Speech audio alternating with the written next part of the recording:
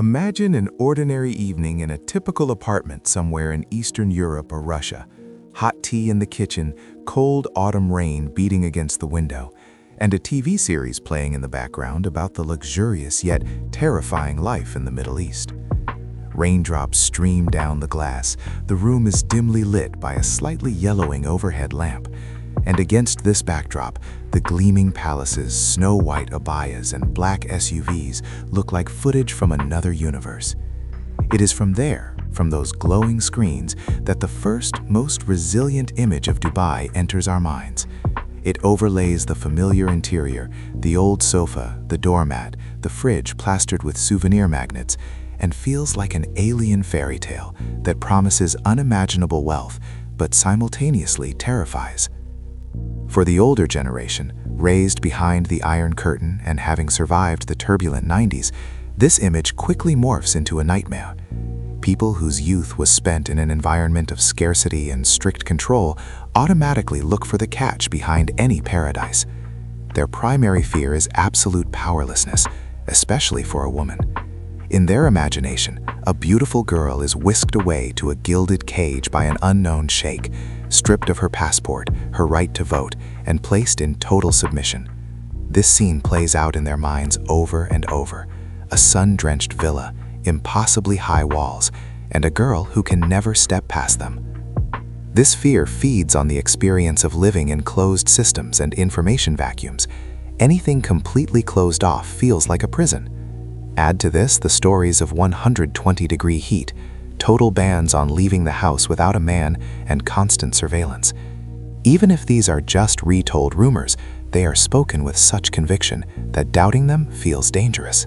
By the way, to stop feeding on myths and see what real life actually looks like in different corners of the planet, subscribe to this channel. Do it right now, if only to bring a little more truth into the world, and to make the YouTube algorithm stop feeding you stress and start showing you high-quality stories. In family conversations, these stories become local folklore. We know exactly how things work over there, even if no one sitting at the table has actually been there. The elders nod, interrupt each other, and cite a friend of a friend as an example, though they only know the story third hand. We who grew up on these tales try them on like someone else's uncomfortable, forced clothing. Absolutely not, a mother says when she hears her daughter wants to move to the Emirates. The phrase erupts on reflex, long before any logical arguments. She doesn't see a career opportunity, she sees a reckless gamble where her daughter will become a slave. In her mind, there is no job interview, no contract, no resume, only scenes of captivity and a scream no one will ever hear. The soap opera arguments are deployed. They have Sharia law there. They'll lock you in a harem. You won't even be allowed to wear shorts. These phrases act like ready-made quotes, pulled straight from a TV melodrama and projected onto the life of her own child. We fear a fabricated Dubai, glossy and harsh, like a movie set, where there is no room for mundane things like going to the grocery store, arguing with a neighbor, looking for a good hairdresser, or feeling homesick. We hardly entertain the thought that over there you can also sit in traffic, run late for work, argue with a taxi driver, or stress over utility bills. The ultimate fear is losing oneself, one's will, one's voice, dissolving into a foreign culture and losing the ability to speak out, both literally and metaphorically. This is especially terrifying for those who have already spent years staying silent in long lines or unable to say no to a boss. To them, any new hierarchy feels potentially dangerous. What if you have to endure it all over again, clench your teeth, and pretend everything is fine?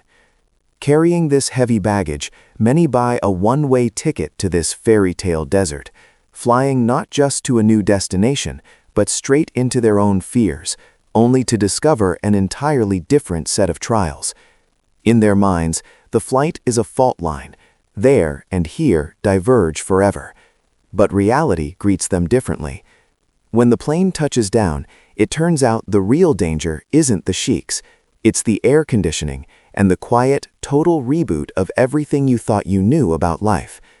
You aren't paralyzed by the call to prayer, but by the freezing air in the terminal and the sudden realization that your past life experience is practically useless for navigating this new world.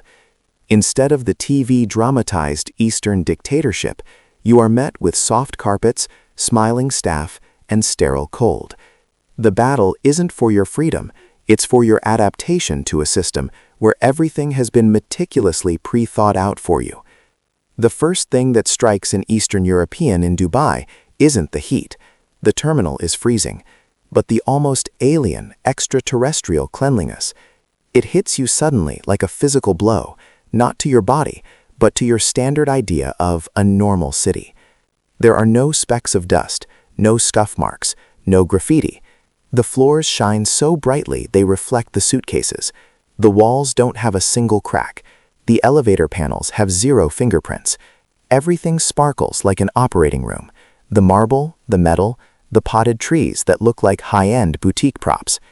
It feels like if you accidentally dropped a piece of paper, it would be treated as a major emergency. An eye accustomed to peeling paint and eternal road construction desperately searches for a familiar imperfection and finds none. A dissonance arises. Where are the traces of life? The cigarette butts, the candy wrappers, the scribbles on the walls. They simply don't exist.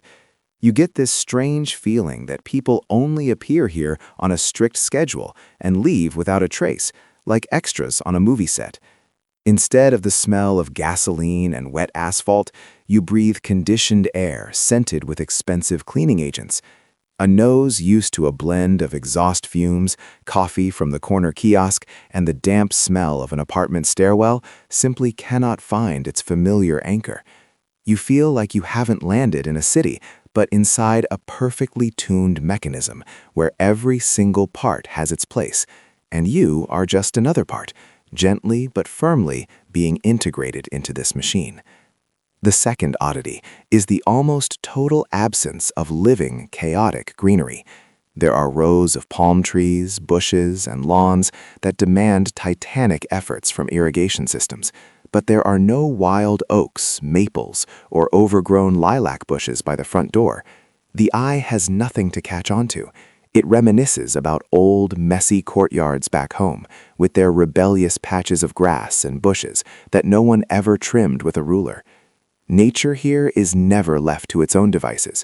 Every tree is a managed project. You can feel it in how neatly the canopies are leveled, how strictly the flower bed borders are drawn. Then you step out of the airport and into the metro, futuristic, gleaming, with smoothly gliding doors and announcements in multiple languages. The station entrance looks more like a modern art museum or a high-end corporate center than a regular subway underpass. The train cars are strictly divided into gold class, women and children, and standard. For someone raised on packed, sweaty commuter trains, the mere existence of a separate, pristine women's car completely breaks their established worldview. The silence is deafening. No one is yelling into their phone, no one is arguing, no one is laughing loudly. Even those who are talking do so in hushed tones, as if afraid to disturb some invisible rule. Even the children sit quietly. This is perhaps the most shocking part. Where you expect running and squealing, you see concentrated gazes directed at windows or tablets. A loud conversation doesn't cause a scandal, it just draws polite, bewildered looks.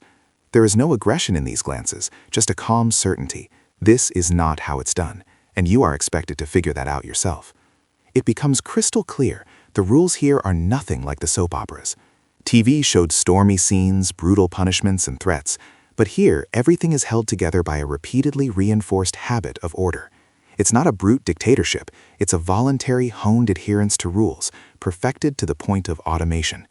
It's as if everyone signed an unspoken contract. I won't disturb your comfort, and you won't disturb mine. A person used to spontaneity suddenly feels like a black sheep. Any desire to loudly express outrage, burst into laughter, or react physically hits an invisible wall. The very first 30-minute ride from the airport proves that the main trials aren't the palaces of sheikhs, but a daily routine built of glass, concrete, and rigid social contracts. You have to relearn not just the language, but your facial expressions, the volume of your voice, and the physical distance you keep from others. For those whose childhood and youth fell in the chaotic 90s, the phenomenon of Dubai's safety feels almost like magic and instantly raises suspicion. Deep inside, there is an ingrained belief. If things are too quiet, it just means you haven't stepped into the trap yet. Your memory holds images of broken doors, dark alleys, and the constant need to keep your guard up. You automatically recall stories of snatched bags, unzipped backpacks, and street fights. But here, you can leave a brand new iPhone on a food court table, walk away for an hour, and find it sitting in the exact same spot. The first time you do it, your hand will tremble, and you'll come back to check every few minutes. But eventually, experience convinces you. Truly, no one is going to touch it. This isn't luck, it's the system. Picture your local train station back home and a $1,000 phone sitting on a bench. What are the chances you'd get it back? In Dubai, this is the baseline normal. Even if you forget something, the immediate reaction of those around you isn't, "How can I take this?" but "How can I return this?" Expats treat the story of a European tourist like a modern parable. He lost his wallet full of cash and cards on the promenade, came back 3 hours later and found it sitting right there. This story is passed from mouth to mouth as the ultimate illustration. That's just how things work here. Episodes like this gradually dismantle your old worldview, where you have to keep everything close to your chest. A person who used to automatically clutch their bag, zip it all the way up, and constantly look over their shoulder in public transport suddenly realizes they are tensing up purely out of inertia. But the secret to this zero crime rate isn't some deep spiritual purity. It's not that the people here are just so honest, as some like to romanticize. It's a complex combination of high-end technology and draconian sanctions. Cameras are embedded in streetlights, palm trees, store windows, and elevators, recording even the most minor infractions. The feeling that you are being watched never leaves you, even in an empty area. A lens could be hidden in any seemingly decorative element. Spit your gum outside a trash can? That's a 500 dirham fine, about $130. Jaywalk? A few hundred more. The amount isn't just unpleasant, it hurts your wallet, and that quickly trains you to think ahead. Any impulsive action is instantly converted into a financial penalty. An internal calculator appears in your head. Is this emotion worth a potential fine? But the highest price is paid in behavior. Shouting, public arguing, or swearing is a direct path to police trouble, up to and including deportation for insulting someone or indecent behavior. In the countries where most expats come from, an emotional outburst in public is unpleasant but tolerated. Here, it is a legal category. A famous case regularly circulates in expat group chats. A driver flipped the bird to another driver. Cameras caught it, they found him, put him on trial, canceled his visa, and deported him. The story serves as a stark warning. Keep your hands to yourself, even if you are boiling inside. The morality police today are primarily focused on maintaining public silence and conflict-free environments. Their main job is to ensure the facade of external calm never cracks under the weight of human temper tantrums. Let's be honest, could you live with this kind of constant internal censor just for the sake of absolute safety? Forget to drop a like if you relate to what we're talking about. Because of this, a 3 a.m. walk along the brightly lit streets of the marina or downtown is safer for a woman than a daytime stroll in the courtyard of her own neighborhood back home. At first, this upside-down experience simply doesn't compute. It's pitch black, the streets are empty, yet the sense of security is absolute. The fear of physical violence practically vanishes. You can walk with your headphones in and never look back. A shadow behind you stops being an automatic distress signal. At most, it's just a passerby or a security guard. But a new fear emerges. The fear of saying or doing the wrong thing, of crossing invisible boundaries. You aren't terrified of a dark alley. You are terrified of your own potential mistake. A wrong gesture, a careless phrase, taking a photo in an inappropriate place. A person used to resolving conflicts by raising their voice now learns to stay silent and smile exactly where they used to scream. The word sorry becomes an insurance policy you utter in advance, even when you know you are absolutely right. But back home, in the apartment, another, quieter trial begins. It doesn't make it into beautiful Instagram stories. It's never articulated in enthusiastic vacation tales, but it is precisely what drains your energy day after day. The city outside is a postcard. Inside the apartments, it's a constant battle with the climate. Dubai's climate trap is chronic stress for a body accustomed to changing seasons. A person who has lived their entire life on a winter, spring, summer, autumn cycle suddenly finds themselves in a place where the sky is almost always the same blinding white. The sun is always glaring, and cold and hot only exist as numbers on an AC remote. Luxury here means living inside an artificial climate capsule. From April to October, life happens exclusively between refrigerated spaces. The so-called summer ceases to be a time for long walks and picnics. It becomes a period of voluntary confinement. A typical route for an expat girl looks like this: underground parking, 68 degrees Fahrenheit, 20 degrees Celsius; elevator; car, 70 degrees Fahrenheit, 21 degrees Celsius; office parking; office, 72 degrees Fahrenheit, 22 degrees Celsius; shopping mall, 73 degrees Fahrenheit, 23 degrees Celsius; apartment, 75 degrees Fahrenheit, 24 degrees Celsius. These numbers barely fluctuate from day to day, only the scenery changes. Locals call this Aquarium Syndrome. You move through glass tunnels, barely touching the real world, where it's 115 degrees Fahrenheit, 45 degrees Celsius, just beyond the glass. The external landscape, the scorching sun and heat mirages over the asphalt, becomes a mere backdrop you view through a window, just like a fish views a room from inside its tank. Fresh air that actually smells like rain or grass is a luxury here. Even when rare natural weather events occur, most people experience them through car windows or on the news. Airing out the room is a myth in most skyscrapers. Windows either don't open at all or open just a tiny crack. Residents can go weeks without feeling the free flow of outdoor air on their skin. The reason isn't just the heat, but energy efficiency. Every open window puts extra strain on the central air conditioning system. You live in a hermetically sealed space where a machine dictates the climate. Gradually, you stop checking the weather outside and start checking the settings on your remote control. This artificial climate slowly destroys the body and shatters the myth of eternal youth in the warm South. The dream of moving to a warm country and never aging collides head-on with the dry, freezing blasts of air conditioners. The AC units suck the moisture out of the air, creating a Sahara desert inside every room. Your mucous membranes, skin, and hair react faster than your brain can comprehend what is happening. Skin ages faster, flakes, and demands constant, obsessive care. Bathroom shelves fill up with expensive bottles, not out of vanity, but out of desperate necessity. However, the ultimate enemy is the desalinated tap water. It's seawater, stripped of salt but loaded with chemicals and minerals. It's fine for home appliances, but for a living organism, it is an absolute trial. It ruins hair and skin. Hair loss, brittleness, and dullness are the standard complaints in every female expat group chat. They don't just discuss fashion trends, they fiercely debate which shower filters and hair masks can slightly mitigate the disaster. A simple shower turns into a chemistry experiment with unpredictable results. Today, your hair looks tolerable. Tomorrow, it looks like straw. The water leaves line scale in the kettle and a strange film on your skin. Comparing it to the soft, natural well water at a country house back home is a lost cause. Back there, you just turn on the tap. Here, every water procedure demands a meticulous post-care routine. There is a deep paradox in experiencing a vitamin D deficiency in one of the sunniest countries on Earth, yet doctors constantly diagnose it in expats.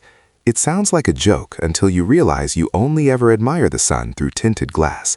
Everyone hides from the sun because it brings heat stroke, not life. The hours when being outside is somewhat tolerable shrink to tiny windows, and not everyone has the luxury to adjust their schedule to fit them. The short walk from the car to the front door feels like an athletic feat. Many people stepping out of their office buildings literally lose their breath from the wall of hot air hitting their lungs. A sedentary lifestyle becomes the default. Every single movement is calculated in advance. Should I walk or can I park closer? Stairs are purely decorative. Everyone uses the elevators. The steps are there, but a human foot rarely touches them. The story of one girl from Moscow is incredibly telling. After a year of working in a Dubai office, she gained almost 22 pounds, 10 kilograms. "I just stopped walking," she says. "Back home, I would walk 5 to 6 miles a day just commuting and going to stores. Here, every single step is planned in advance and taken by car. The gym is a separate expense and a separate massive effort." Behind her words is a deep longing for simple, free movement. Walking to the subway, strolling to the bus stop, or deciding to walk an extra block just because the weather is nice. The body pays for this comfort with its health, constantly reminding you that it wasn't designed to live in a gilded, suffocating cage. A strange fatigue sets in, one that is hard to rationally explain. You aren't doing hard physical labor, yet you feel completely drained. The lack of fresh air is compensated by the absolute abundance in the stores, but there is a catch here too. Your favorite foods from home, proper cottage cheese, buckwheat, familiar sweets, are incredibly expensive. Every trip to the supermarket is a harsh reminder that you are just a guest. The shelves are groaning with imported brands, but when your eyes finally lock on to that familiar packaging from back home amidst this ocean of goods, your heart sinks at the price tag. To afford a piece of home on your plate, you have to work harder. At some point, you start economizing not just on money, but on memories. You bake your favorite pies less often. You rarely make that specific soup your mom used to make because it always requires a separate, painful line in your budget. Finding a job in Dubai isn't about hunting for a rich husband. It is an absolute necessity to survive and stay. The romanticized image of getting married and never working again shatters against the harsh realities of visas and rent. Those who fly in just to check it out quickly start counting the days left on their tourist visa and the money left in their account. The calendar on your phone turns into a countdown timer ticking toward the moment you must either sign an employment contract or buy a return ticket. The job market is a pyramid where your salary depends not just on your skills, but on your passport. You can even hear this in the way employers argue. Some nationalities are considered expensive specialists, while others are offered experience and prospects to justify a low starting wage. At the top of the pyramid are Western expats with high salaries, paid villas, and fully covered school tuition for their kids. Below them are Arabic-speaking professionals. Russian-speaking women, aside from star real estate agents or doctors, often work as qualified but relatively cheap staff, from high-end hotels to clinics. Their job is to be the face of the service, to uphold the brand of the company, often for a salary that barely allows them to breathe. A 6-1 schedule, 6 working days and 1 day off, is the standard in many sectors, complete with a 10-hour workday. A body accustomed to a 2-day weekend resists this for a long time. Your single day off doesn't become a day for hobbies or road trips. It becomes a day for laundry, cleaning, and sleeping. Bloggers don't show how, after those 10 hours, you only have the energy to collapse in bed. The camera captures the sunsets, the infinity pools, and the shopping sprees, not the night shifts, the unpaid overtime, or the exhausted faces in the metro. The story of Anna, a piano teacher from a provincial Russian town, is painfully typical. She gives private lessons to the children of wealthy families in a prestigious neighborhood, but she lives in a modest studio in Ajman, a cheaper neighboring emirate, because rent there is half the price. Her days are spent shuttling between someone else's spacious, luxurious living rooms and her own tiny kitchen, where she cooks her own porridge and tries not to run the AC too much to save money. She is highly valued for her classical education and strict teaching methods, but her hourly rate is lower than that of a British teacher with a far less impressive resume. It is an unspoken rule. No matter how many students admire her playing, the passport filter kicks in the moment compensation is discussed. And the competition isn't just with Europeans, it's with Filipinos and Indians who are willing to work for even less. They are ready to take on more hours and accept less comfortable conditions, and the market inevitably reacts to that. A work visa ties you to your employer, creating an almost feudal dependency. Getting fired is an immediate signal to pack your bags. The thought, if anything happens, I'll just sit unemployed for a bit, does not work here. Once a visa is canceled, you have just 30 days to find a new job or leave the country. That deadline burns into your consciousness like a ticking bomb. There are no unemployment offices, no government benefits, no social safety nets. Pension contributions? Non-existent. Everything you earn is your one and only safety cushion. Any illness, any downtime is immediately felt in your bank account. Paid sick leave and maternity leave are subjects of separate negotiation and can be revised. Your relationship with your employer becomes not just professional, but vital to your survival. The corporate ladder for a foreign woman often hits a solid glass ceiling. You can be the perfect administrator for years, but becoming the head of a department where local connections and a certain background are required is virtually impossible. At a certain level, growth simply stops, no matter how much effort you put in. Life turns into non-stop plowing on someone else's golden field. And then, relatives back home ask the inevitable question again. So, what about getting married? In their logic, marriage is the ultimate exit strategy, a way to anchor yourself and stop fighting the battle alone. The myth of marrying a sheik is incredibly resilient and completely detached from reality. It conveniently explains both success, she got lucky, and fear, they'll kidnap her. A modern, urban Arab man from the UAE carefully calculates the economics of marriage. Feelings matter, but they do not cancel out the math. Legally supporting 4 wives involves astronomical expenses: equal housing, equal wardrobes, equal attention. You cannot buy one wife a villa and put the other in a modest apartment. It would destroy your reputation and violate the law. Therefore, polygamy is a rare, often forced fate, for example, to produce heirs, reserved for the ultra-rich, not the norm. The vast majority prefer one wife and controlled expenses. For a local man, marriage is a social contract, not a romantic adventure. A crucial part of this is the mah, the bridal gift the groom gives to the bride. It is not just gold, it is her personal, untouchable financial cushion in case of divorce or widowhood. Sometimes it is the only real protective mechanism for a woman in a system where the rest of the law leans heavily toward the man. The existence of the mah underscores a fundamental truth.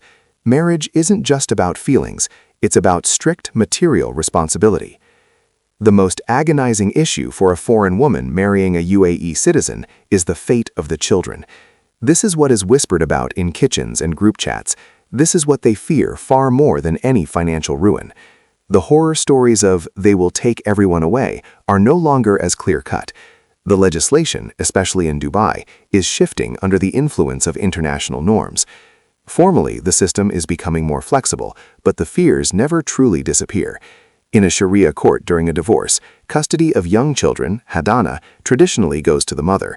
But at a certain age, often 11 for boys and 13 for girls, the children can be transferred to the father's custody. This rule hangs over every dispute like a grim reminder of a possible outcome. The courts are increasingly taking the child's best interests into account. If the mother provides stability and education and has no intention of permanently taking the children out of the country, her chances are high. But every case is unique, and no lawyer will give you a 100% guarantee. These are not guarantees, they are windows of opportunity that depend heavily on the judges and the behavior of both parties. The story of Alina, who married a local Emirati businessman, is a perfect example. At first glance, her marriage seemed rock solid. He was rooted in the city and knew all the local rules. After 3 years of grueling litigation, the children were left with her, and the father was ordered to pay child support. 3 years isn't just a few lines in a court ruling. It is 3 years of tears, exhausting waiting, collecting certificates, translating documents, and endless meetings with lawyers.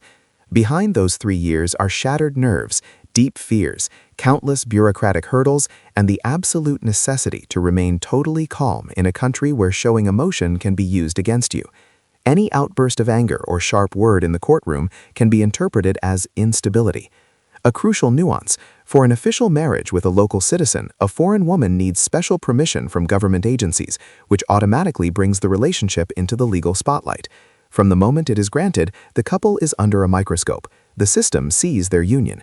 But gray relationships without a stamp, even though they are no longer a criminal offense, are incredibly dangerous. There are no rights to jointly acquired property and no rights to the child if you split up. It's a game played by rules you never fully understand. Entering this game is easy. Exiting is almost always painful. The dress code in the Emirates isn't a direct law. It is a system of unspoken agreements and respect for tradition. It's not a list of written bullet points, but rather a set of expectations that are read through gestures, glances, and posters in public spaces. Violating it won't send you to jail, but it will lead to swift social ostracism. It matters not only what you are wearing, but where you are. The exact same dress might be perfectly fine at home, but entirely unacceptable in a government building. The shoulders and knees covered rule is a strict standard for government offices, banks, and most malls and restaurants. This rule is repeated by friends, in group chats, and on signs. In 104-degree heat, 40 degrees Celsius, A security guard at the Dubai Mall will politely but firmly ask you to put on a cardigan or buy a scarf if your off-the-shoulder blouse seems too revealing. The words sound respectful, but behind them is a very clear, otherwise you won't get in. The contrast between spaces is massive. A bikini is perfectly acceptable on a private hotel beach, but take 2 steps onto a public beach or outside the resort territory, and you must throw on a pareo or sarong. Sometimes this boundary is literally marked by a sign, but more often it's an invisible line you just feel on your skin. The exact same outfit is read differently in different parts of the city. What is perceived as normal in a tourist-heavy area will be seen as an act of defiance in a neighborhood with more conservative families. Over time, many Russian and Western girls actually begin to appreciate the abaya or a light maxi dress, not as a symbol of oppression, but as practical protection from the sun, the dust during a shamal, and intrusive stares. Wrapped in loose fabric, you can finally stop constantly checking if your hem has written up or if too much is showing. It becomes a personal cocoon of modesty that paradoxically gives you a sense of freedom from the judgment of others. Inside it, you feel less vulnerable. Alcohol and public behavior are a whole separate issue. You can drink in bars, restaurants, or at home, and you can buy alcohol in specialized stores. And even though purchasing rules have recently been relaxed, buying a bottle of wine here is still a conscious, planned act, not a spontaneous grab a bottle on the way home. A glass of wine is a deliberate event, not a casual after-work habit. A group of friends can't just suddenly decide to pop into the nearest corner store. It requires planning. A drunk or simply loud woman on the street is an emergency. It draws police attention, a hefty fine, or in the worst-case scenario, deportation with a lifetime ban on re-entry. You cannot hide in the crowd of a noisy street here. Every single violation is visible. A wild Friday night in the traditional Western sense doesn't exist. If loud music is playing somewhere, it is strictly contained within a heavily controlled space. Different emirates have different levels of strictness. Sharjah completely bans the sale of alcohol, and the dress code is much harsher. Dubai, as the gleaming display window of the country, shows tolerance, as long as guests observe the rules of decency. Step over the line, and the soft smile instantly turns into an official cold tone. One wrong step, and the gloss turns into rigid steel, with no, well, this is how we do it back home. This teaches you to constantly keep one thought in your head. I am a guest here. Against this backdrop, the issues of personal space, emotions, and unspoken contractual relationship scenarios, the ones no one posts about on social media, become incredibly sharp. The glossy Instagram picture simply cannot fit all the internal compromises. Even in a legal marriage with a local, a Western, and especially an Eastern European woman, collides with an entirely different understanding of family and boundaries. Family isn't just the husband, wife, and kids. It is the extended clan, who consider it absolutely normal to be heavily involved in each other's lives. It's as if you belong not just to yourself and your spouse, but to the entire bloodline. The husband's house is a place of constant visits from his mother, aunts, and cousins. Dropping by without warning is standard practice. No one asks if it's convenient, if you are busy, or if you just wanted to sit in silence. For a girl from a culture where a guest always calls ahead, this is constant, simmering stress. She has to keep her house and herself in a state of perpetual readiness, as if a small, festive gathering for guests could happen any given day. She must always be ready to socialize, even if she just dreamed of crashing on the couch and binge-watching a show. The right to silence and spontaneity practically doesn't exist. Any attempt to set boundaries is perceived as deep disrespect to the elders. What do you mean you don't want to see us? We are family. It is an exhausting performance of the perfect, hospitable daughter-in-law that is incredibly hard to stop. Every refusal is taken as a personal rejection, not as healthy self-care. Romance, too, has to be learned all over again. Expectations shaped by Western movies crash into a completely different style of expressing affection. In her imagination, there are bouquets, confessions, and surprises. In reality, there is the paying of bills, the filing of documents, and discussions about future real estate. Here, love and care are expressed through responsibility, stability, and fulfilling obligations. A husband might buy her jewelry or a car, which is both status and an investment, but remain extremely reserved when it comes to public affection or long, soul-bearing conversations. A gift might arrive instead of a hug. In public, spouses maintain a physical distance. For some, this is a sign of deep respect for tradition. For others, it feels like an emotional void.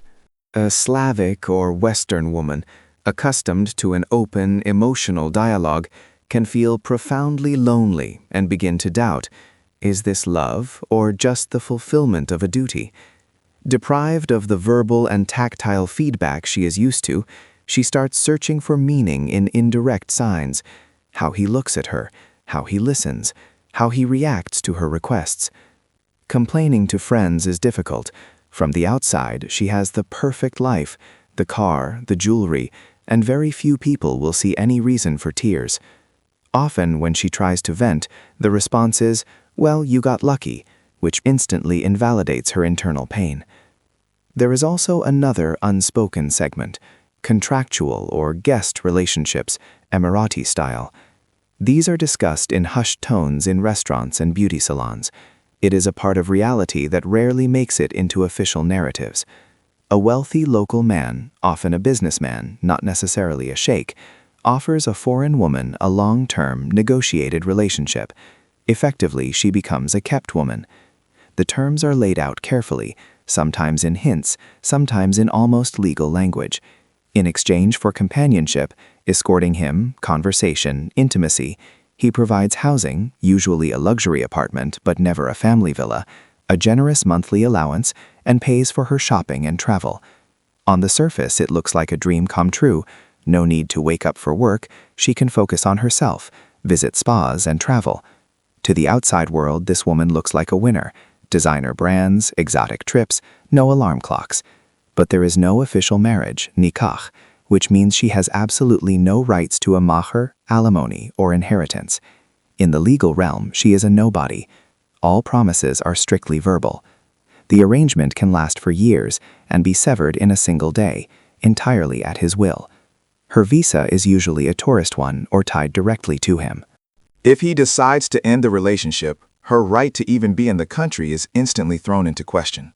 Trying to assert her rights is a risk of losing everything. Any attempt to legally formalize the arrangement is seen as a breach of the unspoken contract. It is the ultimate gilded cage: maximum luxury, minimum guarantees, and total emotional dependency. The walls of this cage are soft and lined with velvet, but that doesn't make them any less confining. The illusion of freedom, not having to work, choosing how to spend the day, turns into a lack of freedom where it matters most: the right to control your own destiny. You do not decide when this relationship begins, and you do not decide when it ends. Many women, seduced by the glamour, live for years in terror of the fairy tale ending, ashamed to return home without a success story. Going back is seen as a defeat, even though in reality it is often the only way to regain control over their own lives. So when grandmothers and mothers back home panic that their granddaughter was taken to a harem, they have no idea about the actual spectrum of complex commercialized relationships. The harem is just a convenient symbol, while the real dramas unfold in high-rise apartments and restaurants, where visa issues and verbal contracts are decided. There are no servants and turbans there, but plenty of lawyers, managers, and fixers. Reality is much more prosaic than the soap operas. Less exoticism, more documents, receipts, and emails that dictate a person's fate. The elders' anxiety is entirely justified, just not in the way they think. Elena Petrovna finally gathered the courage to visit her daughter. She pushed past her fears, boarded the plane, and saw Dubai with her own eyes. For her, it wasn't just a trip, it was a test. Is it really that scary over there? She saw the immaculate streets, the gleaming skyscrapers, and the very real safety. She could walk through the marina and downtown at night without ever looking over her shoulder. The night lights reflecting in the water, the pristine walkways, the people calmly strolling with strollers. It destroyed one horror story after another. Her daughter, fit, tanned, carrying a designer bag, looked successful. There is a new confidence in her walk, a business-like edge to her voice. Elena Petrovna takes photos of her against the backdrop of the skyscrapers to show the neighbors back home. These photos are meant to prove, my girl made it too. But over the course of a week, she notices something else: the endless transitions from one AC unit to another, the sheer exhaustion after a 6-day work week, the cautious selection of an outfit just for a regular trip to the mall. Every exit from the apartment is accompanied by a mental checklist. Is this too short? Is it too revealing? Is it appropriate for where we are going? She herself feels how her skin longs for air that hasn't been dried out by a machine, and how her soul longs for a simple, idle chat with a neighbor on a bench. There is nowhere here to just sit casually by the front door and exchange a few words with someone you've known for decades. It's clean, rich, and high-tech, she tells her friends later. But it's not human. There is no soul, no warmth, none of that life that can be messy and rainy, but is actually real. This isn't a condemnation of Dubai, but of the sensation of sterility, a place where it is incredibly hard for a human being to just spill over and be themselves. She stops fearing for her daughter's physical safety, but she sees a different trap, a comfortable, golden trap of being severed from one's roots and the simple joys that cannot be bought in a megamall. For her, it is especially painful to realize that her daughter now has two realities: the old one, tied to her childhood and youth, and the new one, shining, but cold. Looking out the airplane window at the lights of Dubai shrinking beneath the wing, Elena Petrovna realizes the terrifying part isn't that her daughter lives there, but that there might completely push here out of her heart. This fear is about the realization that one day her familiar childhood home will cease to be her point of return. This is the true root of the older generation's anxiety. It is rarely spoken out loud. It is usually masked in phrases like, "They'll ruin you there," or "Stay close to us." We don't always know how to articulate it, which is why it manifests as horror stories and strict bans. It's not about a specific country, and it's not just about the climate. It's not just Dubai or the Emirates that trigger this protest, but any artificial paradise where everything is meticulously planned, leaving almost no room for spontaneity. Where every step is so perfectly calibrated, it feels like there is no space left for a living, flawed human stride. We aren't afraid of Dubai. We are afraid of the severed ties it symbolizes, ties to our homeland, our family, the natural order of things. The ability to watch the seasons change through a kitchen window rather than on a smartphone screen. That deep, visceral feeling that spring isn't just a date on a calendar, but the first buds blooming on the tree outside your house. Everyone lives in their own capsule between home, their car, and the office. These capsules intersect in elevators and shopping malls, but they rarely evolve into stable, enduring neighborly bonds. We fear that this simulacrum of a life, this eternal presentation of success on Instagram, will burn out something simple and profoundly human inside them, that soulfulness that cannot be written into a contract or bought with dirhams. When every photo is a tiny progress report proving that you are doing great, it becomes incredibly hard to admit, even to yourself, that you feel empty or in pain inside. We pray not only for their high salaries, but that they never forget the smell of wet earth after a summer rain back home. That smell isn't just a detail, it is a symbol of connection to the land, to childhood, to things that cannot be measured in corporate bonuses or square footage of luxury real estate. We pray that they always have the ability, without fear of losing their resident status, to just get on a plane and return to a flawed but living native world, that the journey home never turns into a complex legal quest. We want them to remember, no gilded cage, no matter how comfortable it is, can ever replace the feeling of stepping out into your backyard in old slippers, breathing in the damp evening air, and knowing that you are home not because of a visa, but by right of birth and love. This right isn't issued by immigration services, and it cannot be canceled due to expired documents. And it is exactly this right that the older generation clings to so desperately, looking at the glowing photographs sent from a distant, comfortable, but ultimately foreign paradise.